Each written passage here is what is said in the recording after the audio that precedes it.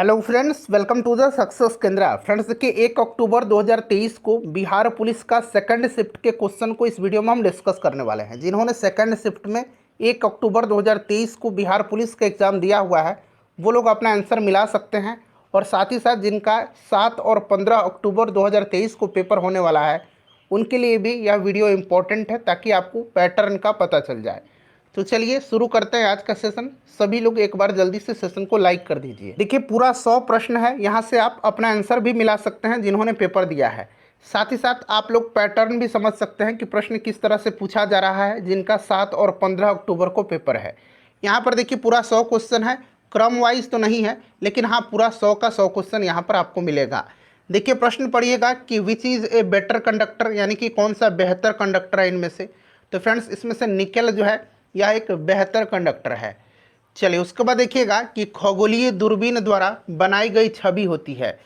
खगोलीय दूरबीन द्वारा बनाई गई जो छवि होती है ये वर्चुअल, इन्वर्टेड और मैग्नीफाइड होती है। तो यहाँ पर देखिएगा वर्चुअल एंड मैग्नीफाइड यानी कि आभासी और आवर्धित, जिन्होंने भी लगाया है उनका राइट आंसर है।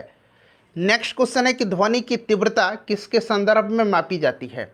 ध्वनि की तीव्रता मापी जाती है डेसिबल में, यानी कि यहाँ पर इसका एम्पलीट्यूड जो होगा, आयाम जो होगा, राइट आंसर होगा। चलिए नेक्स्ट क्वेश्चन है हमारा कि on which of the following techniques does photostat machine work, यानी कि फोटोस्टेट मशीन निम्नलिखित में से किस तकनीक पर कार्य करती है। तो फोटोस्टेट मशीन जो है, जेरोक्स मशीन जो है, यह इलेक्ट्रोस्टैटिक इमेज मेकिंग की तकनीक पर यह कार्य करती है। ऑप्शन सी जिन्होंने भी लगाया है उनका राइट आंसर होगा। अगला प्रश्न है कि एक खगोलीय इकाई औसत दूरी है। एक खगोलीय इकाई औसत दूरी है, तो यह फ्रेंड्स यह दूरी है द अर्थ एंड द सन, यानी कि पृथ्वी एवं सूर्य के बीच। ऑप्शन ए जिन्होंने भी लगाया है बिल्कुल उनका राइट आंसर है। चलिए अगला प्रश्न देख लेंगे। चलिए देखिए नेक्स्ट क्वेश्चन है 93 नंबर प्रश्न है कि केंद्र शासित प्रदेश पुडुचेरी के संबंध में निम्न कथनों पर विचार करें। देखिए यह पूर्व में बंगाल की खाड़ी एवं शीर्ष 3 दिशाओं में तमिलनाडु से घिरा हुआ है। केंद्र शासित प्रदेश पुडुचेरी में 4 छोटे असंबद्ध जिले हैं। तो ये दोनों का दोनों स्टेटमेंट जो है यहाँ पर सही दिया गया है, 1 एवं 2 दोनों। चलिए उसके बाद देखिएगा कि वाणिज्यिक अनाज कृषि का एक महत्वपूर्ण फसल कौन सा है। तो इसमें से गेहूं इसका राइट आंसर हो जाएगा। वाणिज्यिक अनाज कृषि का एक महत्वपूर्ण फसल जो है इसमें से गेहूं होगा। उसके बाद देखिएगा कि परावर्तन के नियम सत्य हैं। परावर्तन का नियम सत्य है। तो देखिए परावर्तन का नियम जो सत्य है यह ऑल रिफ्लेक्टिव सरफेसेस, यानी कि सभी परावर्तक सतहों के लिए सत्य है। चलिए नेक्स्ट क्वेश्चन देख लेंगे। अब यहाँ पर देखिएगा मिलान करना। एक तरफ लिस्ट 1 में रेलवे जोन दिए गए हैं और लिस्ट 2 में उनका हेड क्वार्टर दिया गया है।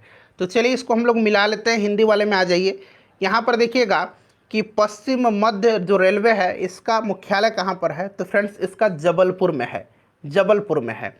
दक्षिण पूर्व मध्य का बिलासपुर में है, पूर्व मध्य का हाजीपुर में है और उत्तर पूर्वी का गोरखपुर में है। तो ये वाला मिलान सही होगा, ठीक है ना। ये प्रश्न मैंने आपको कराया था। मैंने आपको कराया था कि पूर्व मध्य का मुख्यालय कहाँ पर है। कई बार मैंने कराया था आपको हाजीपुर, और गोरखपुर भी मैंने आपको कराया था कि गोरखपुर उत्तर पूर्वी। आपने देखा होगा कि उत्तर पूर्वी जो रेलवे जोन है उसका हेडक्वार्टर गोरखपुर है, ये भी मैंने कराया था। चलिए अगला प्रश्न कर लेंगे। नेक्स्ट क्वेश्चन है कि 100% सौर ऊर्जा पर चलने वाला भारत का पहला केंद्र शासित प्रदेश कौन सा है। तो यह केंद्र शासित प्रदेश जो है यह दीव है। दीव जिन्होंने भी लगाया है बिल्कुल उनका राइट आंसर है। चलिए नेक्स्ट क्वेश्चन करेंगे। अब देखिए 89 नंबर क्वेश्चन है और इस तरह के प्रश्न तो बीपीएससी में पूछा जाता है। तो ये तो लग रहा है जैसे कि बीपीएससी का पेपर है, बिहार पुलिस का पेपर ऐसा नहीं होना चाहिए।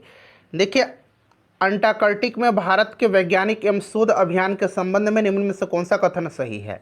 देखिए पहला कथन है कि अंटार्कटिक में प्रथम वैज्ञानिक बेस स्टेशन दक्षिण गंगोत्री था, सही दिया गया है। वर्तमान में दक्षिण गंगोत्री का उपयोग आपूर्ति बेस एवं पारगमन शिविर के रूप में किया जाता है, ये भी सही है।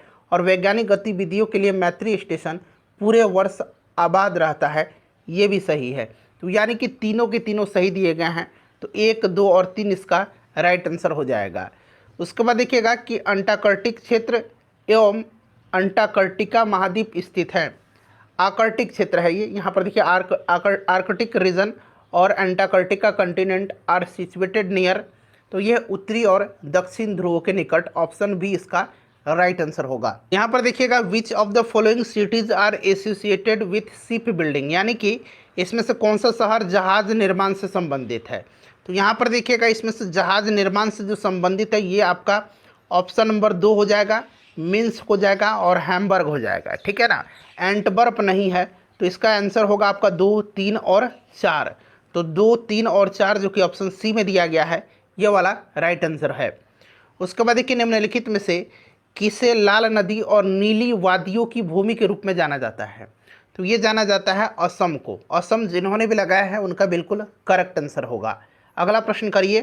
देखिए अगला प्रश्न है कि जब पानी में इनो साल्ट, यहाँ पर आप देख सकते हैं इनो साल्ट अंग्रेजी में भी दिया गया है, डाला जाता है तो बुलबुले बन जाते हैं किसके कारण। तो ये CO2 गैस के कारण बनते हैं। निम्नलिखित में से कौन सा तत्व सबसे पहले कृत्रिम रूप से उत्पादित किया गया था। तो फ्रेंड्स यह टेक्नीशियम था, टेक्नीशियम। नेक्स्ट क्वेश्चन है कि निम्नलिखित में से किस तत्व में न्यूट्रॉन नहीं होता है। तो न्यूट्रॉन आपको पता है ना, मैंने बताया भी है साइंस वाला क्वेश्चन में, मैंने ये कराया था कि हाइड्रोजन में नहीं होता है। उसके बाद अगला प्रश्न है कि निम्नलिखित में से किस गैस का उपयोग टीयर गैस के रूप में, आंसू गैस के रूप में, अश्रु गैस के रूप में, ये भी प्रश्न मैंने कराया था, किया जाता है। तो ये क्लोरीन होगा इसका आंसर। उसके बाद देखिएगा कि बर्तनों के लिए, ये हूबहू प्रश्न मैंने कराया था, बर्तनों के लिए नॉन स्टिक सतह कोटिंग बनाने के लिए उपयोग किए जाने वाला पॉलीमर कौन सा है। तो फ्रेंड्स यह टेफ्लॉन है, ठीक है ना। तो देखिए साइंस का यहाँ से 3 प्रश्न मैंने बता दिया कि मेरे पढ़ाए हुए में से हूबहू आया था। चलिए अगला प्रश्न करिए। अब देखिए नेक्स्ट क्वेश्चन है फ्रेंड्स कि निम्नलिखित में से कौन सी कठोर धातु है। इसमें से कठोर धातु जो है ये टंगस्टन है। कौन सा है, टंगस्टन होगा। निम्नलिखित में से कौन सी धातु पारद के साथ मिश्रण नहीं बनाती, यानी कि एमेलगम जो है नहीं बनाती है। तो ये लोहा नहीं बनाएगा, लोहा इसका राइट आंसर हो जाएगा। उसके बाद देखिएगा कि अंकुरित जौ के दानों के किण्वन से प्राप्त अल्कोहल को कहा जाता है। तो इसको बियर कहा जाता है। अंग्रेजी और हिंदी दोनों में है प्रश्न, अंग्रेजी माध्यम के जो छात्र हैं वो भी देख सकते हैं। चलिए, एक रेडियोधर्मी पदार्थ का आधा जीवन 4 महीने का होता है। पदार्थ का 3/4 हिस्सा क्षय हो जाएगा। क्षय हो जाएगा कितने समय में। तो फ्रेंड्स यह 8 महीना में, 8 महीना इसका राइट आंसर हो जाएगा, option number C. Next question देखिए। नेक्स्ट क्वेश्चन है कि किसी जीव के विकासवादी इतिहास को खले संदिग्ध के रूप में जाना जाता है। तो इसको जाति वृत्त के रूप में जाना जाता है। उसके बाद देखिए कबूतर, मच्छर और चमगादड़ के पंख दिखाते हैं। तो ये दिखाते हैं अभिसारी विकास, यानी कि कन्वर्जेंट इवोल्यूशन, अभिसारी विकास, ठीक है। चलिए उसके बाद देखिएगा कि बैसिली बैक्टीरिया हैं जो होते हैं। तो फ्रेंड्स ये होते हैं रॉड शेप्ड के, यानी कि छड़ के आकार के, छड़ के आकार का, ठीक है ना। नेक्स्ट क्वेश्चन देखिए पूछा गया था कि खाने योग्य समुद्री मछलियाँ, यानी कि जो समुद्री मछलियाँ हैं, सी फिश हैं, ये कौन सी हैं। तो हिल्सा, पॉम्फ्रेट और मैकरेल, इसमें से ऑप्शन सी राइट आंसर इसका होगा। चलिए नेक्स्ट क्वेश्चन देखिए। अब देखिए ये गणित का प्रश्न है। एक पेंसिल का 1/8 भाग काला है और शेष 1/2 भाग सफ़ेद है। यदि शेष भाग नीला है, इस नीले भाग की लंबाई जो है 3.5 सेंटीमीटर है, तो पेंसिल की लंबाई ज्ञात करिए। मैं यहाँ पर मैथ का आंसर बता देता हूँ। देखिए इसका जो राइट आंसर हो जाएगा वो 8 सेंटीमीटर हो जाएगा। उसके बाद देखिएगा इसका भी आपको इवैल्यूएशन करना है, मूल्यांकन करना है। तो इसका भी राइट आंसर जो होगा फ्रेंड्स वो आपका कितना हो जाएगा, तो 8/3 इसका राइट आंसर हो जाएगा। उसके बाद देखिएगा कि किस संघ के पशुओं में संयुक्त पैर होते हैं। तो संयुक्त पैर जो होते हैं ये किस संघ के पशुओं में होते हैं। तो ये होते हैं किसमें, तो ऑर्थ्रोपोडा में, ऑर्थ्रोपोडा इसका राइट आंसर हो जाएगा। उसके बाद देखिए निम्नलिखित में से किसे लैटिन में वैक्सीनिया कहा जाता है। लैटिन में वैक्सीनिया जो है ये कहा जाता है काउपॉक्स, काउपॉक्स राइट आंसर होगा। देखिए मैथ का प्रश्न है। 5 लड़कों का औसत उम्र 16 वर्ष है, जिसमें से 4 लड़कों का औसत उम्र 16 वर्ष 3 महीने है। 5वें लड़के का उम्र क्या है, तो 5वां लड़का का उम्र 15 वर्ष होगा। उसके बाद देखिएगा एक मिश्रण के 729 ml में दूध और पानी का अनुपात 7:2 है। दूध और पानी का एक नया मिश्रण अनुपात 7:3 में प्राप्त करने के लिए कितना पानी और मिलाना होगा। तो ये मिलाना होगा 81 ml, ऑप्शन ए। उसके बाद देखिएगा यहाँ पर आपका 68 का मैं इसका आंसर मैंने सॉल्व नहीं किया हुआ है। 69 का देख लीजिएगा, 69 का जो होगा फ्रेंड्स वो यहाँ पर पैरेलल हो जाएगा, समानांतर हो जाएगा, ठीक है ना, समानांतर हो जाएगा। चलिए उसके बाद नेक्स्ट क्वेश्चन देखिए। देखिए एक बिंदु ए पर किसी मीनार के शीर्ष का अवनमन कोण 60 डिग्री यहाँ पर दे रखा है, यदि वह बिंदु मीनार के आधार से 80 मीटर की दूरी है। यहाँ पर देखिए ये भी दे रखा है, तो मीनार की ऊंचाई यानी कि ये वाला हाइट आपसे पूछ रहा है, तो इसका ऑप्शन बी राइट आंसर हो जाएगा, 80√3 मीटर इसका करेक्ट आंसर हो। यहाँ से देखिएगा कि निम्नलिखित प्रश्न में वह अक्षर श्रृंखला ज्ञात कीजिए जो दिए गए नियम का पालन करती है। श्रृंखला में आसन अक्षरों के बीच छोड़े गए अक्षरों की संख्या 3 की गुणज है। तो यहाँ पर जो आंसर होगा ये ऑप्शन नंबर इसका CAELPZ इसका राइट आंसर हो जाएगा। इसमें आपको जो है यहाँ पर जो लुप्त संख्या है निकालना है। तो यहाँ पर देखिए जो लुप्त संख्या होगा यहाँ पर हम लोग राइट आंसर इस पर 9 लगाएंगे, 9 3 का स्क्वायर 9 का स्क्वायर, ठीक है ना। फिर यहाँ पर देख लेंगे तो इस तरह से यहाँ पर 9 राइट आंसर होगा। UNDP तैयार करता है तो यह मानव विकास सूचकांक। चलिए उसके बाद देखिए मानव विकास सूचकांक में भारत का स्थान जब मैं बता रहा था तो मैंने बताया था कि यह यूनाइटेड नेशन डेवलपमेंट प्रोग्राम के द्वारा यह सूचकांक तैयार किया जाता है। तो जो भी मैंने एक्सप्लेन किया था अगर आपने ध्यान से सुना होगा तो आप आसानी से इसको बना लेंगे। चलिए उसके बाद यहाँ पर देखिएगा कि नए सार्वजनिक क्षेत्र उद्यम नीति 2021 के अनुसार कौन सा कथन सत्य या असत्य है। तो यहाँ पर देखिएगा ये दोनों जो है यहाँ पर सत्य दिया गया है, ठीक है ना। तो आपका 1 और 2 दोनों हो जाएगा। चलिए उसके बाद नेक्स्ट, इस तरह के प्रश्न थोड़ा सा डिफिकल्ट होते हैं, हमारे लिए भी है और छात्र के लिए। ये बिहार पुलिस का लेवल है ही नहीं। अब ये प्रश्न देखिए क्या बिहार पुलिस का है, नहीं, ये तो BPSC में आना चाहिए था प्रश्न। देखिए प्रश्न कि भारत और 5 आसियान देश अर्थात Cambodia, Laos, PDR, Myanmar, Thailand और वियतनाम मिलकर के बनाते हैं। तो ये बनाते हैं Mekong Ganga cooperation. Option C right answer हो जाएगा। निम्नलिखित में से कौन सा एक प्रत्यक्ष कर नहीं है, यानी कि सेल्स टैक्स नहीं है, इसमें से डायरेक्ट टैक्स नहीं है, तो ये सेल्स टैक्स हो जाएगा, बिक्री कर हो जाएगा। उसके बाद देखिए कि डेयरी सहकारी समिति के संबंध में निम्न कथन पर विचार करें। तो ये सारा का सारा मेरे हिसाब से सही होगा। इस तरह का प्रश्न आएगा तो आप तीनों पर टिक लगा दीजिएगा, ठीक है ना। अब ये प्रश्न देख लीजिए, ये भी आसान प्रश्न नहीं है, पर कृषि बीमा योजनाओं में शामिल है। तो प्रधानमंत्री फसल बीमा योजना और पुनर्गठित मौसम आधारित फसल बीमा योजना, तो ये भी दोनों इसका राइट आंसर हो जाएगा। इस तरह के प्रश्न थोड़ा सा डिफिकल्ट होते हैं, ये बिहार पुलिस के लेवल के प्रश्न नहीं है। फिर देखिए उसी तरह का आ गया है, ठीक है ना, इसको हमने सॉल्व नहीं किया हुआ है। चलिए उसके बाद ये वाला देखिए, निम्नलिखित में से कौन सा शहर भारत की पहली कचरा रिसाइकलिंग इकाई स्थापित करेगा। तो ये इसमें से बेंगलुरु इसका राइट आंसर होगा। ये शकरकंद एक भूमिगत संरचना है जो भोजन का भंडारण करती है। इस पौधे में भोजन कहाँ बनता है।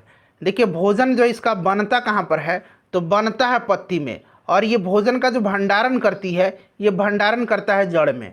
तो इस तरह से थोड़ा सा कन्फ्यूज़न यहाँ पर हो सकता है। शकरकंद एक भूमिगत संरचना है जो भोजन का भंडारण करती है। इस पौधे में भोजन कहाँ बनता है, तो पत्ती में बनेगा, और भंडारण अगर करता है तो ये जड़ में भंडारण करता है। चलिए रंग का खुलना और बंद होना किसके द्वारा किया जाने वाला कार्य है। तो ये गार्ड सेल के द्वारा, यानी कि रक्षक कोशिकाएं के द्वारा। देखिए गन्ने का लाल सड़न यानी कि रेड रॉट किसके कारण होता है। तो ये रेड रॉट जो होता है ये कोलेट्रोचियम फैक्टम के कारण होता है, ठीक है ना। ऑप्शन सी राइट आंसर हो जाएगा। उसके बाद देखिए प्लाज्मा झिल्ली शब्द किसके द्वारा दिया गया था। तो ये नगेली के द्वारा दिया गया था। अब ये वाला प्रश्न भी मैंने कराया था कि बिहार से इस साल 3 व्यक्तियों को पद्म पुरस्कार दिया गया था, ठीक है ना। तो वहीं देखिए बिहार की निम्नलिखित हस्तियों में से किसको पद्मश्री 2023 से सम्मानित किया गया था। तो ये सुभद्रा देवी को किया गया था, ठीक है ना। चलिए उसके बाद नेक्स्ट क्वेश्चन है हमारा, ये भी देखिए प्रश्न जो है ये किस तरह का पूछा गया है कि पटना रांची वंदे भारत एक्सप्रेस के बारे में कौन सा सही है।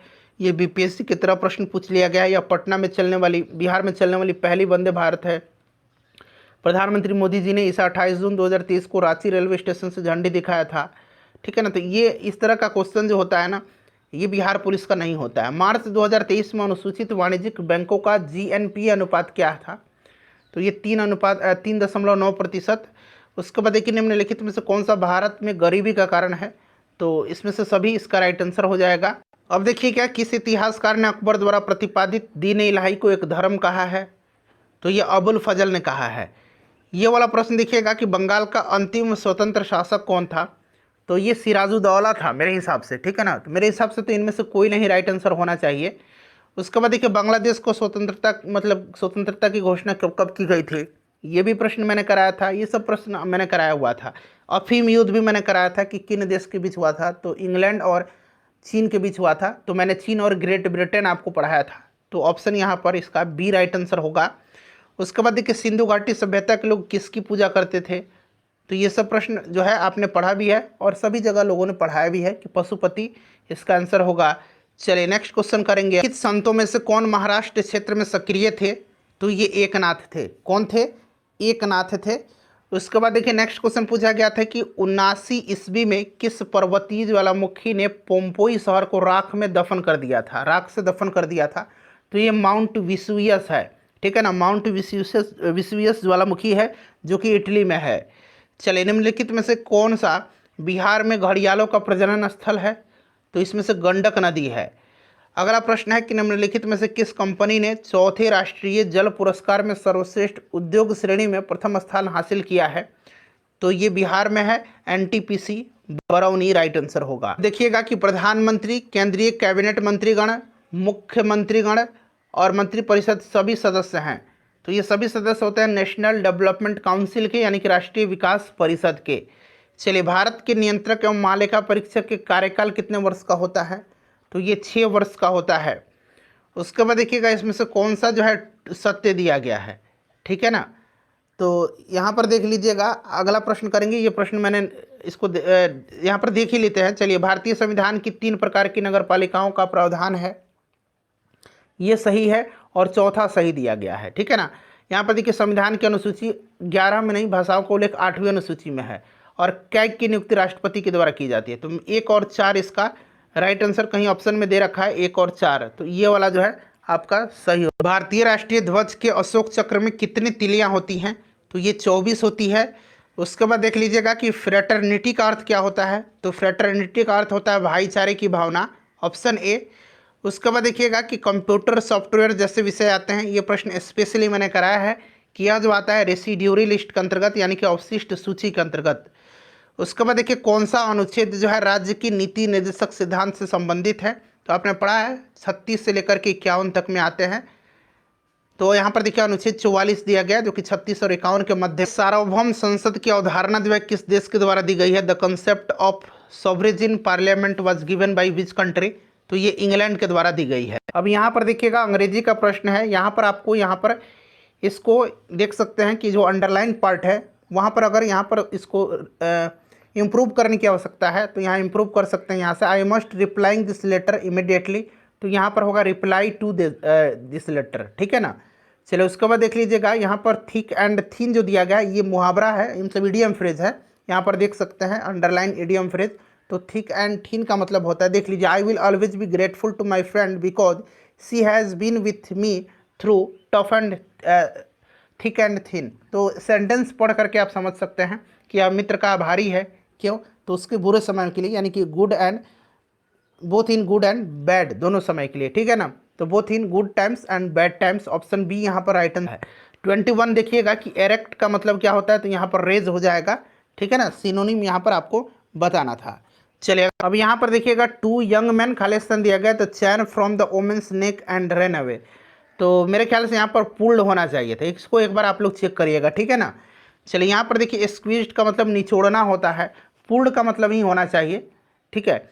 चलिए, उसके बाद देखिएगा, यहाँ पर डायरेक्ट इनडायरेक्ट है। He said let Hari come with us mother, I will take care of him. तो यहाँ पर जो होगा ही यहाँ पर देख लीजिएगा, he told his mother to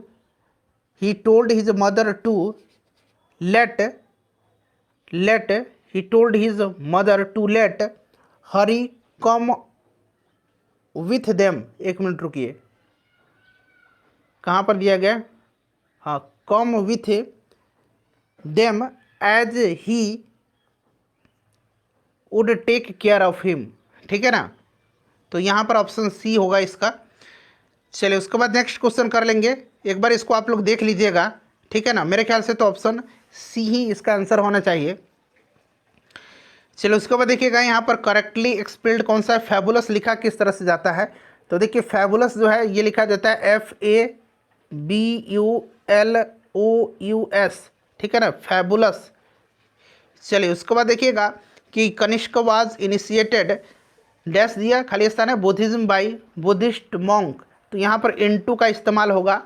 चलिए अगला प्रश्न देखिए, यहाँ पर ये आपका हिंदी का क्वेश्चन है, विपर्यार्थक शब्द बताना उत्कर्ष का। तो अपकर्ष होगा, सांझ और रात के बीच के समय को क्या कहा जाता है, तो इसको गोधूली कहा जाता है, गोधूली कहा जाता है। असंगत बेमेल शब्द का चयन करिए, तो यहाँ पर देखिए रोष, कोप और अमरस, ये एक ही शब्द है, क्रोध होता है इनका मतलब, अशोक इसमें से अलग होगा। उसके बाद यहाँ पर देखिएगा जो कोई भी इस गुफा में गया काल कबलित हो गया, तो यहाँ पर जो कोई हो जाएगा। उसके बाद देखिएगा कि पिताजी मुझको नई कमीज और माँ के लिए, पिताजी मुझको, यहीं पर जो है मेरे ख्याल से यहाँ पर सखी वे मुझसे कह करके जाते, किस कवि की काव्य पंक्ति है, तो ये मैथिली शरण गुप्त की है। चलिए यहाँ पर सही क्रम जो है बनाना है। भारत में संसदीय व्यवस्था कायम है, देखिए प्रधानमंत्री लोकसभा के सांसद, इसको अरेंज करना है। तो यहाँ पर देखिएगा सबसे पहले कि भारत में संसदीय व्यवस्था कायम है, 3 नंबर। फिर संसद चुनाव के द्वारा आते हैं। फिर यहाँ पर सांसदों में सबसे महत्वपूर्ण स्थान प्रधानमंत्री का होता है और प्रधानमंत्री लोकसभा के सांसदों द्वारा चुने जाते हैं, ठीक है ना। चलिए उसके बाद देखिएगा शुद्ध वर्तनी का चयन करना है। तकनीकी जो है इसमें से कौन सा सही लिखा गया है, तो ये वाला तकनीकी सही लिखा गया है। उसके बाद देखिए रमा का जो है पर्यायवाची शब्द बताना है, तो रमा का इंदिरा होता है। समानार्थी शब्द बताना है, वर्ज्य का, वर्ज्य का मतलब होता है त्याग करने योग्य, तो यहाँ पर देखिए परित्यक्त त्यागित में से कौन सा उस कांच के बर्तन की दीवारों को गीला नहीं करता है जिसमें इसे रखा जाता है, तो फ्रेंड्स यह पारा है। उसके बाद देखिएगा कि पदार्थ के तापमान में परिवर्तन के दौरान आपूर्ति की गई ऊष्मा ऊर्जा किस रूप में संग्रहित होती है, तो ये होती है आपका काइनेटिक एनर्जी के रूप में, ठीक है ना, काइनेटिक एनर्जी के रूप में, तो यानी कि गतिज ऊर्जा के रूप में। उसके बाद देखिए प्रश्न है कि जब चलती बस का अचानक ब्रेक लगता है तो उसमें बैठे यात्री जो होते आगे की दिशा में गिर जाते हैं, इससे समझाया जा सकता है, तो ये न्यूटन का प्रथम नियम है, जड़त्व का नियम। तो देखिए पूरा प्रश्न मैंने आपको करा दिया, 4-5 प्रश्न जो है मैंने नहीं कराए हैं, तो आंसर मिला लीजिए, अपना स्कोर